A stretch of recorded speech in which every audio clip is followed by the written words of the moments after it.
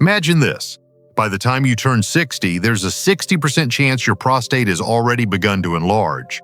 By 70, that number climbs to 70%. For many men, that means restless nights, constant trips to the bathroom, and the slow loss of freedom we often take for granted. The shocking truth is that most men accept this as just aging, when in fact it doesn't have to be this way. I'm Dr. James, a physician who has spent more than 30 years focused on men's health. I've walked beside thousands of men in their 60s, 70s, and beyond, and I've seen firsthand what works and what doesn't when it comes to protecting the prostate. Here's the paradox. While many men look for complex surgeries or expensive pills, the real solutions are much simpler. In fact, 3 daily habits, all free, all practical, can transform prostate health and restore the energy, dignity, and independence you deserve. Stay with me, because today I'm going to share those 3 habits, and one of them may completely change how you think about prostate care.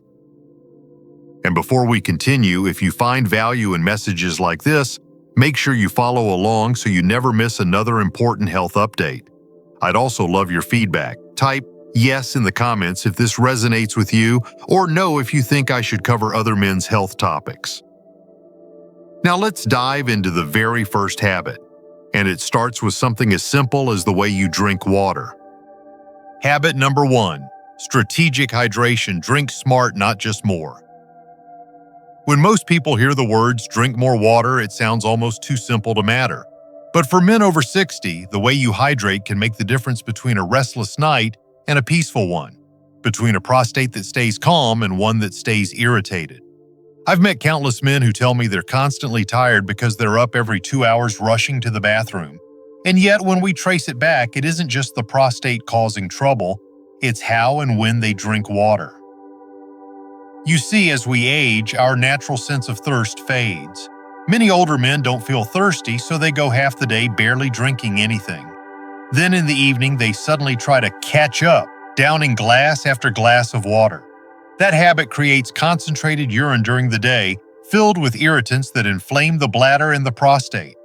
At night, the bladder is forced into overdrive, waking you up again and again. The body needs hydration, but the timing is everything. The solution is what I call strategic hydration. Start your morning with a tall glass of water as soon as you rise. Continue sipping steadily throughout the morning and afternoon. Aim to drink about 70% of your daily fluids before 6 in the evening.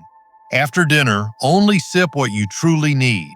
This one shift keeps your urine light and gentle, reduces inflammation, and dramatically cuts down on those exhausting nighttime bathroom trips. And the payoff is bigger than sleep. With deeper rest, your immune system strengthens, your hormones stay balanced, your stress lowers, and your prostate is given the break it desperately needs. I've seen men who spent years dragging through the day suddenly regain energy, focus, and confidence once they mastered this habit. It may sound small, but the results can be life-changing. And while drinking smarter can calm the prostate from the inside, what if I told you there's another daily action just as simple that can work like natural medicine from the outside? Let's talk about what happens when you take a short walk after every meal. Habit number 2, walking after meals. It may sound almost too ordinary to matter, but one of the most powerful things you can do for your prostate is simply to take a short walk after you eat. I've seen men transform their nights, their energy, and even their outlook on life just by adding 10 to 15 minutes of gentle movement after lunch and dinner. It doesn't require fancy equipment, a gym membership, or youthful strength. What it requires is a willingness to honor your body with a small act of consistency. When you rise from the table and step outside or down the hallway, something remarkable happens inside you. Blood flow increases to your lower body, carrying fresh oxygen and nutrients to the pelvic region. This circulation helps your prostate function more smoothly and eases the inflammation that often builds silently over years. And there's more. Those few minutes of walking help stabilize your blood sugar, which is critical because poorly managed glucose is one of the hidden enemies of prostate health. High blood sugar fuels inflammation, disrupts hormone balance, and accelerates prostate growth.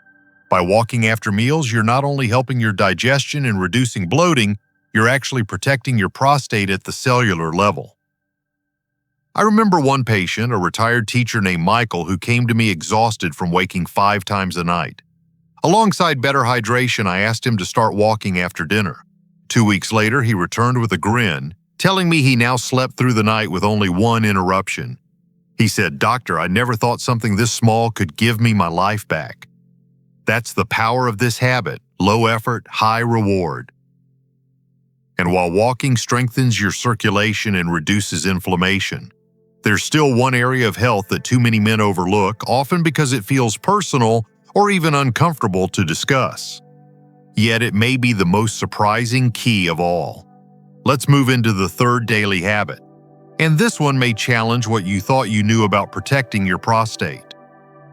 Habit number 3, healthy sexual life.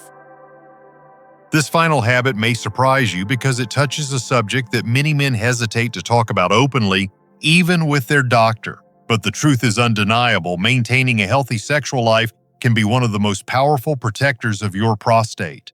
For decades, studies suggested that frequent ejaculation, no matter how it happened, was always good for prostate health. But more recent research has revealed something deeper. It isn't just the act itself that matters, it's the quality, the context, and the connection behind it. When intimacy happens with a partner, your body experiences a symphony of benefits. Oxytocin, often called the bonding hormone, rises and creates a sense of calm and connection. Cortisol, the stress hormone that fuels inflammation, falls. Blood flow to the pelvic region increases, helping your prostate stay nourished and reducing long-term irritation. Emotional closeness eases loneliness and supports hormone balance, both of which are vital in the later decades of life. On the other hand, frequent solitary release may not carry the same benefits. While occasional self-stimulation is not harmful, relying on it excessively can sometimes increase pelvic tension and may even worsen urinary symptoms in some men. That doesn't mean you need to give it up entirely, but it does mean that intimacy with a partner brings dimensions of healing that go far beyond simple release. The message is clear: focus on quality over quantity. Seek intimacy that nourishes both body and spirit, because that kind of connection doesn't just protect the prostate, it strengthens the whole man. I've witnessed men in their 70s rediscover a new sense of vitality after rebuilding closeness with their spouse.